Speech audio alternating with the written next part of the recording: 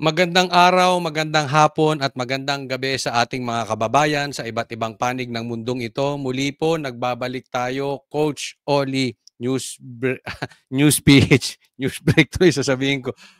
Kasi po tayo syempre pahinga-pahinga din tayo po straight last week. 7 days nag-vlog tayo. So kailangan din magpahinga. Pero ngayon, balik na po muli tayo. Okay? Ito po ang ating mga i-discuss for today. Una, laglagan na. Ito, okay.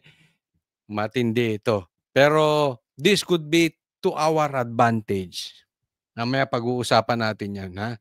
Kasi masyado na matindi ang kademonyohang nangyayari. Syempre, kailangan iligtas nila ang kanilang mga sarili.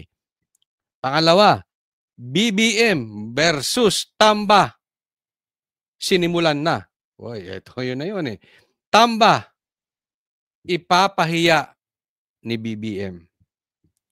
Tamba, gumanti. Naku, mukhang napapansin nyo. Parang bangag versus tambalus-lus na ang mangyayari. No? Pero iisa-isahin po natin yan. Okay? Sana po doon sa ating mga kababayan na mga manunood ng vlog na ito, wag po kakalimutan, i-like po agad. Pagpasok pa lang, like agad. At konting lambing po, konti na lang po, magkakalahating milyon na po tayo ang subscribers. So, baka naman pwedeng pakicheck nyo kung kayo ay matagal nang nanonood dito or kayo'y bago pa lang. Pero kayo'y nagiging masugid ng manonood. Baka naman po pwede pakicheck ninyo kung kayo ay nakasubscribe na. Konting lambing lang po, lalong-lalo na doon sa ating mga kababayang mga tunay na DDS. At nakafocus sa mga issues ng bayan na ito. Click nyo na yung subscribe button. Okay? Hindi na po natin pagtatagalin dahil kay Coach Oli, bida ang balita. Eto. Bongbong Marcos, nilalaglag na nga ba si Tamba? Pag-usapan po natin. Junior, ang banta na hindi aaprubahan ng national budget na hindi alinsunod sa plano ng gobyerno. Ayon kay Navotas Congressman Toby Tiangco, sa national budget nag-uugat ang korupsyon sa gobyerno. Narito ang Express Report ni Marian Enriquez. Hindi lang mga maanomalyang flood control projects ang dapat imbestigahan, kundi lahat ng klase ng korupsyon. Yan ang iginiit ni Navotas Representative Toby Tiangco. Tama lang daw ang sinabi ng Pangulo na hindi aaprubahan ng kahit anong budget na hindi alinsunod sa plano ng gobyerno. Giit ni Tiangco, ang pinakaugat nito ang pagbabalangkas ng national budget. Dapat daw alisin na ang small committee na itinatalaga para mag-ayos o mag-finalize ng amendments tuwing budget deliberations pagpasa sa second reading ng Kamara. Doon umano nagkakaroon kasi ng hocus-pocus. Ngayon, bago natin simulan dito sa small, yung kanilang small committee, ito muna pagtuunan natin ng pansin. Naalala nyo, doon sa programa ng SMNI, dito sa aking vlog, meron na po tayong di umano na mga nagsasabi sa akin, posibleng mga congressman or posibleng mga nakaupo o mga posibleng dating mga politiko. Merong mga nagbibigay sa atin ng hint. At sinabi ko po yan na darating ang panahon, maglalaglagan si Bongbong Marcos at si Tamba. Ngayon, kitang-kita dito sa SONA, may pitik ng ginawa si Bongbong Marcos kay Tamba. Okay, isa-isahin po natin. Pinipitik din ni Bongbong Marcos siyempre, ang mga Duterte. Yan po ay hindi na bago sa atin. Alam natin, ginagawa yan ni Claire, ginawa na rin sa SONA, at patuloy na gagawin niya ni Bongbong. So, he is not off the hook. Kumbaga, hindi natin siya pwedeng pagkatiwalaan dahil magdedere-derecho yung pagkalaban niya sa Duterte. Pero ito, magpinsan. Kaya nga ako, sinasabi ko sa inyo, una pa lang, before pa to nagsalita itong mga ito, ako'y hindi naniniwala na magkakampi si Lisa at si Tamba. Posible sa media or pag sila magkakaharap, civil sila sa isa't isa. Pero may laglagan yan. Dahil sa sobra ng baho, sa sobrang problema ng gobyerno natin, maghahanap ng outlet si Bongbong Marcos. So ulitin ko, hindi na natin maaalis, ituturo niya ng Duterte. Pero sa sobrang laki, kailangan magturo din siya. At eto na, binabanata na si Tamba. At antayin ninyo, kasi medyo mabilis pa nga ito eh. I was expecting mga 26, then latter part 27 magkakaroon ng banatan. Pero yung SONA, may pitik na agad si Marcos diyan kay Tamba. At si Tiangco, alam naman natin, campaign manager yan ng alyansa. Sa side yan ni Bongbong Marcos. Pero hindi, this is not the first time pinitik si Tamba. Naalala nyo, even yung impeachment, yung pirmahan sa impeachment, ibinuking na rin ni Tiangco. Pero walang pumapansin sa kamera. Kaya nga napaka-plastic na itong kamera na ito eh. So ito ay magandang development para sa ating mga DDS dahil, again, mahahati sila. At hindi po pwede, hindi man lalaglag yan si Tamba. Alam naman natin. Si Tamba, gaya ng sabi ni BP Sara, hindi lumalaban niya ng patas. Actually, ayaw niya ng kalaban. I-eliminate niya ang kalaban. So, antayin natin yung mga ganti ni Tamba. Pero yan ay hindi po magiging obvious. Hindi yan pipitik ng diretso. Sino po ang i-observe ninyo? Observe nyo yung mga aso ni Tamba. Pipitik yan sa gobyerno. Yung aso ni Tamba, pipitik yan kay Bongbong. And, pati media. Observe nyo itong mabuti. Media at vloggers na dati ay na kay Bongbong, pipitik yan. Abangan ninyo. Dahil di umano sa aking nabalitaan, hindi natin alam kung totoo o hindi. Sana hindi po. Pero alam to eh. Alam to sa industriya ng mga vloggers. Nagbibigay ng pera yan. Hindi ko na patutukuyan kung sino mismo. Baka delikado tayo. Pero kayo, alam nyo siguro yun. Nagbibigay ng pera yan. Kaya yung banat niyang pailalim. Tingnan nyo. Hindi lang DDS vloggers ang mag-aano. Pati yung mga vloggers nila. At alam nyo naman kung sino ang makatamba vloggers. Antayin ninyo. Ang ganda ng nangyayari ngayon, pambira. Pati mga demonyo naglalaglagan. Oy, nako. Committee na yon, walang minutes yon. So para mo silang binigyan ng blank check, di ba? Wala ng small committee. So ibig sabihin, kung ano yung inaprubahan on second reading, yan yung final version.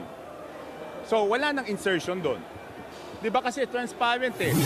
Hindi raw dapat minamadali ang budget lalo sa Tama yon. Dapat wala ng small committee. Diyan nagkakaroon ng magic. Sino bang involved dyan? Di ba sila? Di ba si Tamba? Oo. Diba? ng bawat linya o programa na isasaad sa budget bill.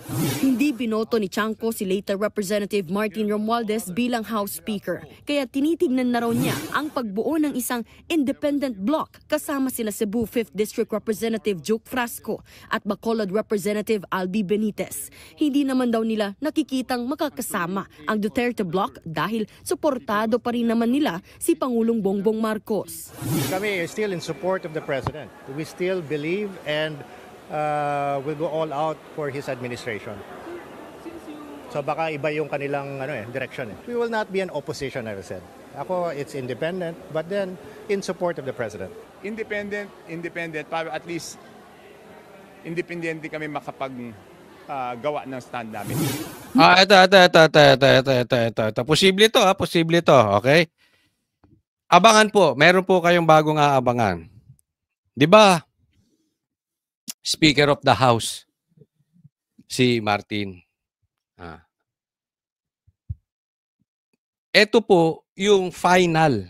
Kasi alam naman natin na may kamay si Bongbong Marcos sa pagiging speaker ni Martin. 'Di ba? Sabi nga nila, walang galaw ang Kamara nang hindi alam ng presidente.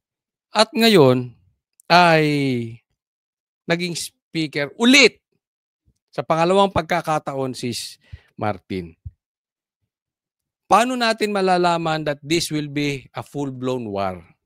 Again, nasabi ko na po ito sa programa namin. At ito po yung isa sa senyales. Kumbaga, merong end of the world. May mga senyales. Ito isang senyales na makikita po ninyo. Speaker si Martin. Baka ipahiya yan.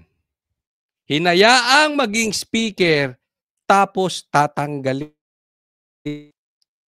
Abangan ninyo yung sinabi ko. Posible lang ha, posible. Hindi po tayo manghuhula.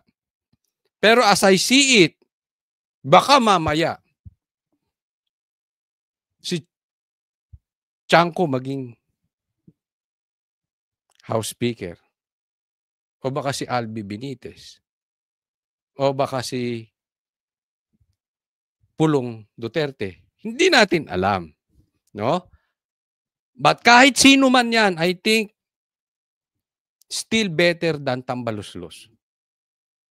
So yan, abangan po ninyo ha. Isa yan sa napakalaking senyales. Dahil marami talaga tayong naririnig na bulong-bulungan na ayaw na talaga dito kay Tamba. Pero, siyempre, money talks, di ba? Siya may hawak eh. Baka nga gumagawa ng paraan, baka tama po ang ating nababasa at ang ating source na plano nilang ipahiya. Biglang magugulat si Tamba, oy! Ako ang nagpasimula ng impeachment. Ako ang natanggal bilang speaker.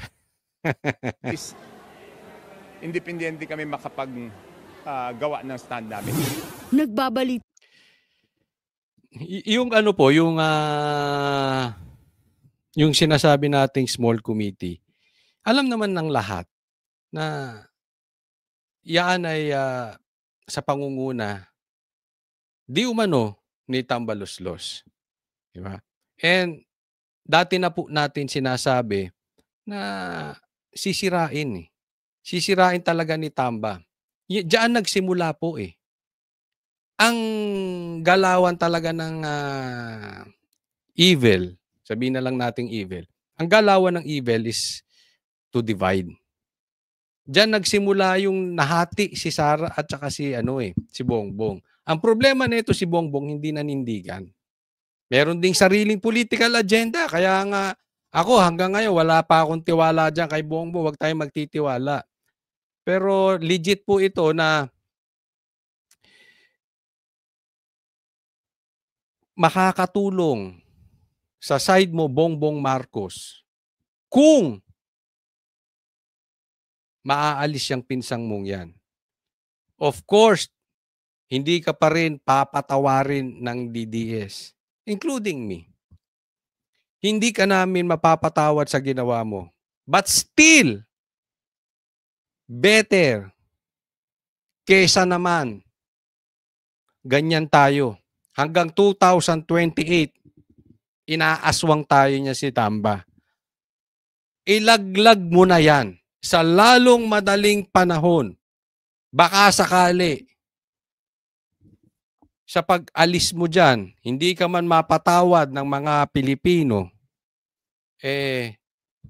hindi ka habulin ng kaliwat kanang kaso. Next topic po tayo.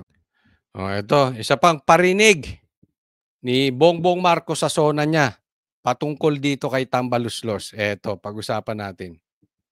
Mga pa-inosente at manhid. Yan naman ang banat ni Baguio City Mayor Benjamin Magalong sa mga mambabatas na pumalpak at naghiyawan pa. matapos banata ni Pangulong Bongbong Marcos ang mga korap na opisyal sa kanyang SONA kahapon.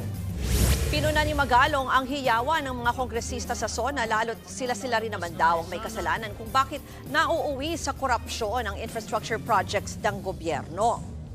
Git niya, hindi lang dapat ituon sa mismong Department of Public Works and Highways at mga kontratista nito ang investigasyon sa nangyayaring kickback sa mga proyekto. Dapat daw panagutin din kung sino ang namimili ng district engineers at regional directors. 2024 nang unang isiwalat ng alkalde ang umano'y overpriced na rock netting project naman ng DPWH sa Benguet. Parang height of mockery and callousness because at the end sila naman yung involved dyan. Sila naman yung mga pasimuno dyan sa mga kalokohan na yan. Yan ang malaking problema natin. Tama to si Mayor Magalong. Manhid etong mga ating mambabatas. Isipin mo, sinabi ni Bongbong Marcos, mahiya naman kayo. Ako naniniwala ako patungkol sa kanila yan. Bukod doon sa nililigtas ni Bongbong, kasi ako naniniwala na itong si Bongbong Marcos ay meron ding kamay dyan. Pinagmalaki niya yung bilyon-bilyon. Bilyon-bilyon flood control projects. Tapos binaha. Sinasabi naman na wala namang galaw ang Kamara ng hindi at walang basbas ng presidente. Hindi malinis si Marcos. Okay? Nililinaw ko yan. I think he is also involved. Directly or indirectly, kasalanan pa rin ni Bongbong Marcos ito. Pero tama. Hindi lang po dapat DPWH. Kung hindi yung mga buhaya na yan, palibhasa itong mga buhaya, hindi nalulunod sa baha. Yan ang gusto ng mga buhaya, yung baha. Kasi diyan sila makakakurakot. Diyan nila ilalagay kunwari yung kanilang kurakot, yung kanilang flood control projects. Buhaya nga eh. Nakakita na ba kayo ng buhayang nalunod? Wala. Hindi sila malulunod. Malulunod yan sa pera, mga swapang yang mga yan eh. So, ito po ang nakakatakot dito sa ating. Pinipitik na sila ni Bongbong Marcos. Pinipitik na sila nung pinsan ng kanilang speaker. Sige, papalakpakan. Masamang pangitain po yun. Dahil, ang ibig sabihin nun, wala kaming pakialam sa inyo. Basta ang pangungurakot namin, tuloy-tuloy. Parang ganun sinasabi. Hindi mo kami kaya. Nakasandal kami sa pader. Kahit presidente ka pa dyan, magngawa-ngawa ka. Ang importante, yung pondo. Malaking problema yun. Dahil ang isang bagay hindi po maaayos kung walang pagtatanggap, walang pagbabago, walang repentance doon sa tao.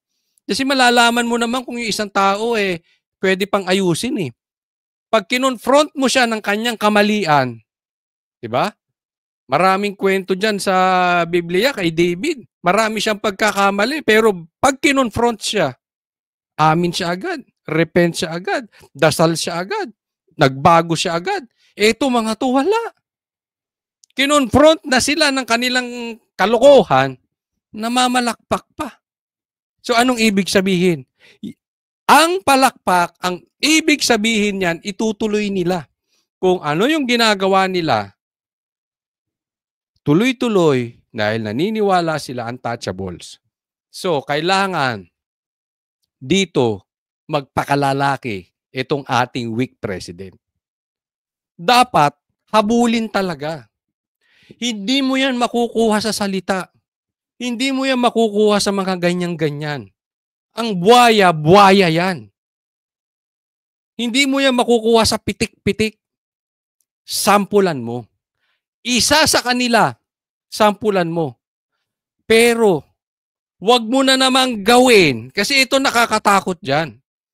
Baka sasampulan niya, ang gagawin niyang panakot kay Tambaluslos, tandaan nyo to sinasabi ko, ito delikado to. Ang pipitikin niya, yung alam niyang maka-Duterte. hindi makatambaluslos. Pipitikin niya na posible na directly or indirectly may kalokohan din or may pangalang pwedeng madawit or madamay or magawan nila ng istorya patungkol dito sa baha. Dito sa mga kung ano-ano. Halimbawa, si Cheese. Dahil sa tingin nila, si Cheese, kumakampi kay BP Sara dahil hindi sinimulan yung impeachment. Pwedeng ganon. Or other on the middle. Yaan ang pwedeng chilling effect na gagawin. Oh, sinampulan ko na, ha? Oh, parang ganon. Tumahimik na kayo. Pag hindi pa kayo tumahimik sa inyo na directly, wag sana ganon. No? Hindi po titinuyan. These people, sabi nga, manhid. Ang mukha niyan makapal na.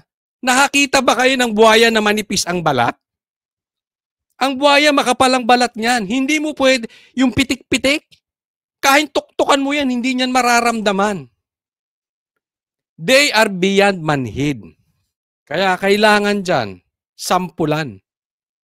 Hindi pwedeng padaplis o dadaplisan mo yung Duterte o dadaplisin mo yung iba. Hindi, sampulan mo. Isa sa bata mismo ni Tamba. Don't tell us hindi mo kilala yan. Kilala nyo yan. Kayo magkakakilala dyan. Kaya nga si Chanco pumupuyok na eh. Alam niya, congressman yan, alam niya kung sino dyan yung mga aso ni Tamba. Oh. Sabihin ko na sa inyo, kung kayo alam nyo kung sino-sino mga aso ni Tamba, sila pa. Pitikin ninyo. Parusahan ninyo. Tanggalin ninyo. Doon, yaan lang ang paraan para magpakatino yan si Tambaluslos. Other than that, tama si Magalong. Manhid na yung mga yan. Nagkakaroon ng conspiracy, yan po yan, sa mga kickbacks na yan. Ano? Sa mga hatian, sa mga porsyento, sa pagpili ng mga contractor, favored contractor, na karamihan din, politiko din. Alam nyo, itong patungkol sa mga contractor, dati naman ang ginagawa yan. Wala naman sigurong, diretsuhin na natin, no? Wala naman sigurong virgin sa atin. Di ba? One way or another, may, kung hindi man directly pera, may pabor yang matatanggap.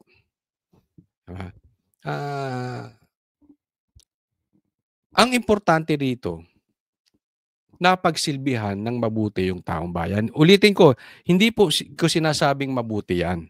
No? Pero, ang punto ko lang, dati na yan. Kasi alam ko yan ang sasabihin ng mga bashers eh. Pero iba po ngayon. Literal po buhaya. As in sagad. Kumbagat sa vampira, sasagarin talaga yung dugo mo. Hanggang talagang wala na silang masipsip sa'yo. Hindi yung alam mo yung parang vampira na or lamok na kakagat lang ng konti sa'yo para mabuhay siya, magkaroon lang siya, makakuha lang siya ng dugo sa'yo. Hindi. Ito, vampira talaga. Sasairing ka. Diyan ko na i-compare tong mga ito. Kaya, walang nangyayari sa atin di ba? Konting ulan, baha. Konting ulan, sira ang kalsada. Oh. Walang natatapos na infrastructure. Walang nagagawang infrastructure. Wala tayong pag-asenso. Ilang taon na ako. Problema na natin yan. Dati pa.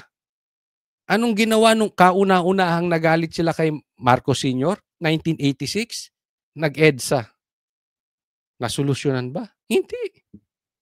Nangibabaw lang ang komunista. Sila din. Anong nangyari sa Pilipinas? Umayos ba? Hindi. Sa katotohanan, sumama pa. So pasama tayo ng pasama. Masama. Pero ngayon, grabe, sobrang sama. Sobrang,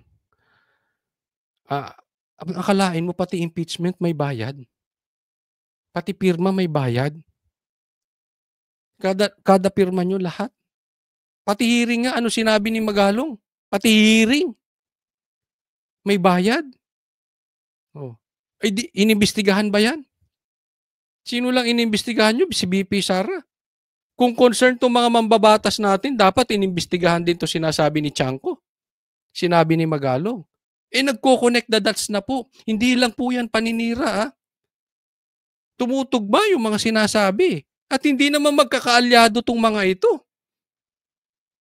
Pero ganyan po kasi talaga ang baho. Sa sobrang paggrabe ng paggrabe, yung baho hindi mo na matago. Umaalingasaw na. Next topic po tayo. Ito, pag-usapan natin. Bakit takot si Marcos sa online gambling? Sige, pakilagay nyo dyan. Sabihin ninyo, bakit hindi pinitik ni Bongbong Marcos ang sugal? Walang miss opportunity. Yan ang direktang sagot ng palasyo sa mga nasasayangan umano sa pagkakataong talakayin ni Pangulong Bongbong Marcos ang issue sa online gambling sa kanyang ika-4 na SONA. Sa eksklusibong panayam ng News 5 kay Palace Press Officer Claire Castro, sinabi niyang pinag-aaralan pa ito ni Pangulong Bongbong Marcos. Dahil nga sinabi natin, kung magsasabi naman siya agad na ito Taliban ito, pero hindi pala nagiging maganda ang epekto nito sa bayan, mas mukhang magkakaroon ng pagkakamali ang Pangulo. Nako, mali talaga. Mali. Isipin mo, kinontra nyo yung Pogo. Pero may kumakalat. Pinasara nyo ang Pogo, pero meron pa rin nag-ooperate ng Pogo.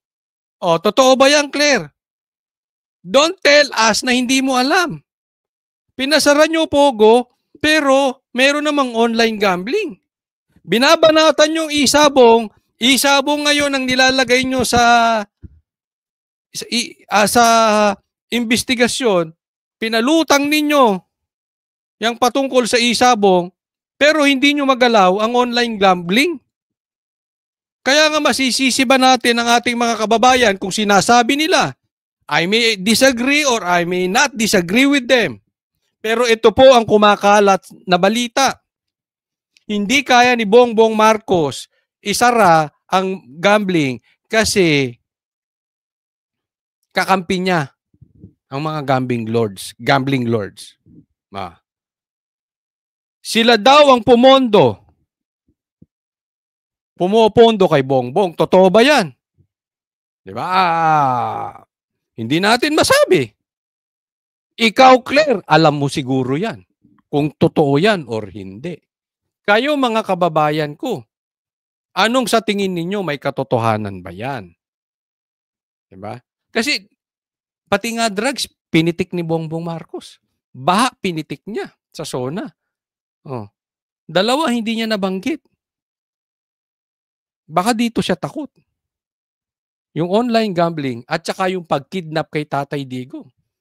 Yan po ang pinakamalaking balita ng 2025.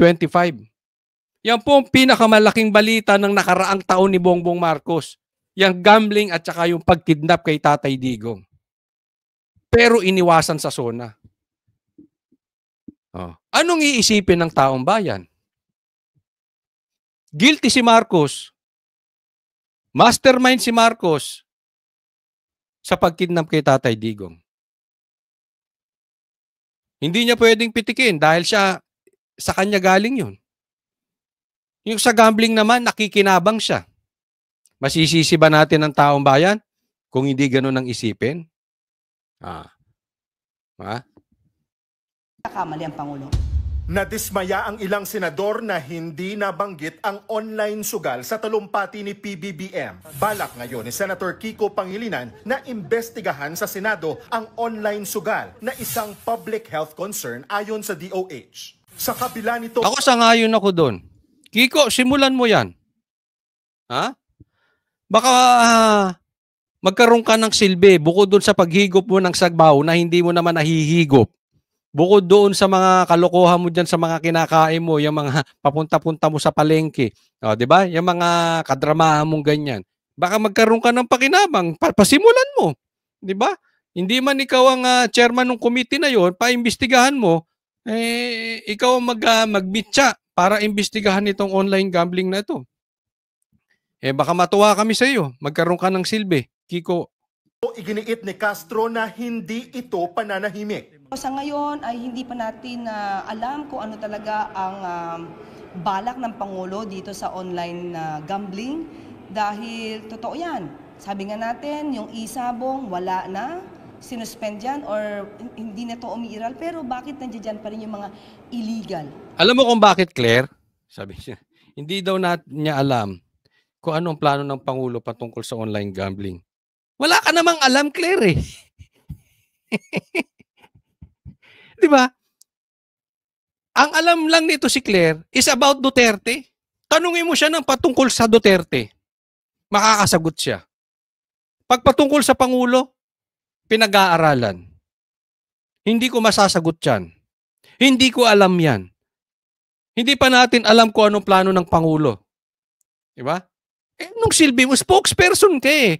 Kung ano man ang title mo, lumalabas, ikaw na talaga ang tagapagsalita ni Bongbong Marcos.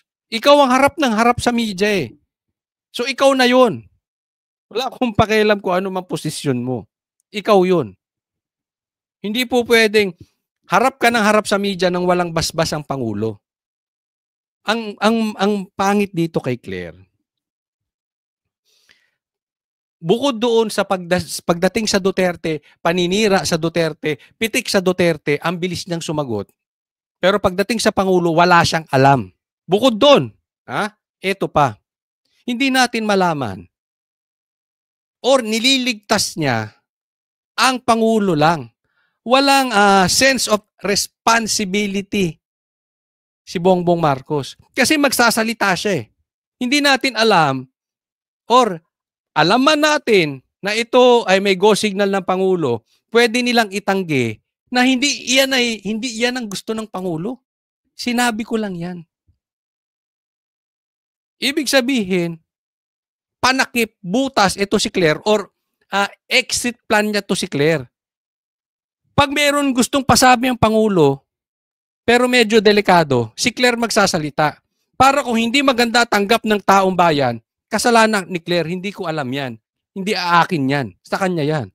Pero pag maganda salita na tanggap ng taong bayan, maganda ang pagkatanggap do sa sinabi ni Claire, yan ay boses ko. Nakikita nyo na? Kasi hindi naman, dapat, alam mo, sa media, lagi nilang itatanong, yaan ba ay galing sa Pangulo o hindi?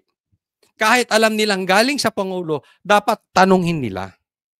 Para sa ganun, wala silang palusot. Ginagamit na palusot ito si Claire. Pag pangit, ligtas ang Pangulo dahil si Claire. Di ba? Yan na po. Kaya nga, sabi ko, binababoy nila ang ahensya. Na dapat, ang trabaho ni Claire ay sabihin yung programa ng Pangulo. Hindi para siraan lang ang Duterte. Pero anong napapansin nyo? Pagdating sa programa ng Pangulo, wala siyang alam. Napaka-importante ng online gambling. Hindi niya masagot ng diretso. Pero kung saan nagpupunta si BP Sara, alam niya. Baka alam nito kung anong minerienda, kung anong kape ang tinira ni BP Sara, kung anong kinain. Alam nito, tanongin ninyo. Saan kumain si BP Sara, alam? May balita nga ako eh. Pumunta lang ng Davao.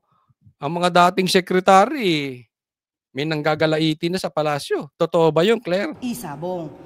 Si Finance Secretary Ralph Recto bukas na higpitan na lang ang operasyon ng online sugal imbes na ipagbawal. Wala talaga to si Recto, no? Nagkalat na ng kaliwat kanan. Sa bagay, trabaho niya yan eh. Nasa finance siya. So para sa kanya, makasama man sa Pilipino, hindi importante. Hindi ko trabaho na maging mabuti sa Pilipino. Ang trabaho ko, paano kikita ang gobyerno? Hindi ko trabaho kung ano mang mangyari sa inyo dyan. Magutom man kayo, kakatax-tax ko. Bahala kayo sa buhay ninyo. Oh. Ano? Kinain na ng sistema ito si Recto. It's a balancing act that we have to do. Kabilang dyan ang dagdag buwis na Saglit lang. I really don't believe this balancing act. Na kasi yung gambling, pasensya na po. Ito baka this is only my opinion. This is only my stand. Okay? Posibleng magkakaiba-iba tayo diyan. Pero pagdating sa droga at gambling, diyan very strict ako. 99% no for me is a yes. Anong ibig sabihin? Kahit 1% ka lang. 1% ka lang magsugal. 1% ka lang tumira ng droga. Lalamunin ka niyan. Kaya dapat yan 100% zero. We cannot compromise on these things. Ito yung sinasabi natin na supposedly this is white and black. Hindi yan pwedeng give and take. Hindi pwede yan compromises. Hindi pwede yan recto na balancing act. Kasi sisirain yan. Kumita man tayo ng konti, ang gobyerno patungkol sa gambling, sisirain ang sistema. Bakit? Ang maghahari dyan, gambling lords. Maraming lagayang mangyayari dyan.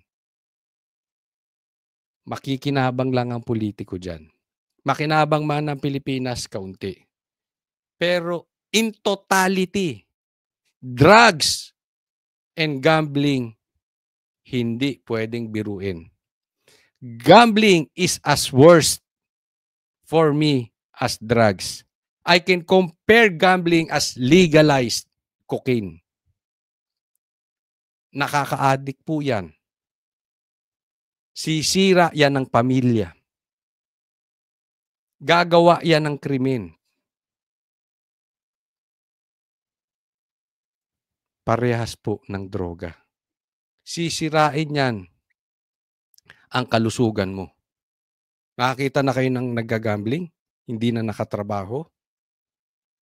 Hindi na makafocus, ayaw na ngang kumain, wala nang ginagawa sa buhay kung hindi nalulung sa gambling. So, huwag po natin bibiruin yan. So, well, anyway, meron kasi sila sinasabi, paano coach yung mga kasino? Legal naman yun. Pero wala tayong magagawa. Gusto ng gobyerno yan eh. Siguro, kaya hindi ako pwedeng politiko. Kasi kung ako politiko at ako presidente, sarado lahat ng kasino. Kung ako presidente, may droga, bibitayin ko talaga. Gagawan ko ng paraan na magkaroon ng batas patungkol sa droga. Death penalty agad. Kasi parehas yan. Sisirain ang komunidad natin. All the same. Wala kang tulak ikabigin. Ay, mas masama ang droga. Hindi po. Para sa akin, parehas lang yan.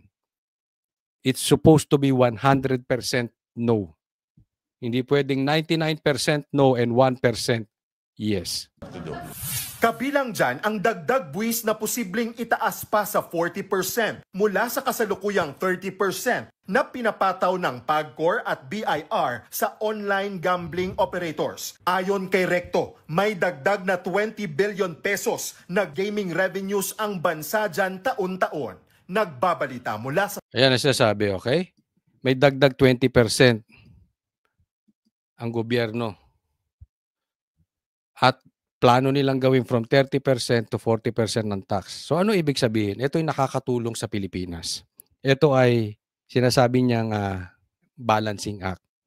Pero hindi pa rin. Sige, tumaas ang tax natin.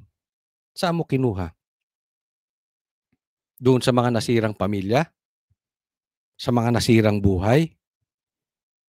Di ba mas maganda kukuhanin natin yung tax natin doon sa mga nagnegosyo? Doon sa mga nagtrabaho, doon sa may mga produksyon, doon sa may mga serbisyo,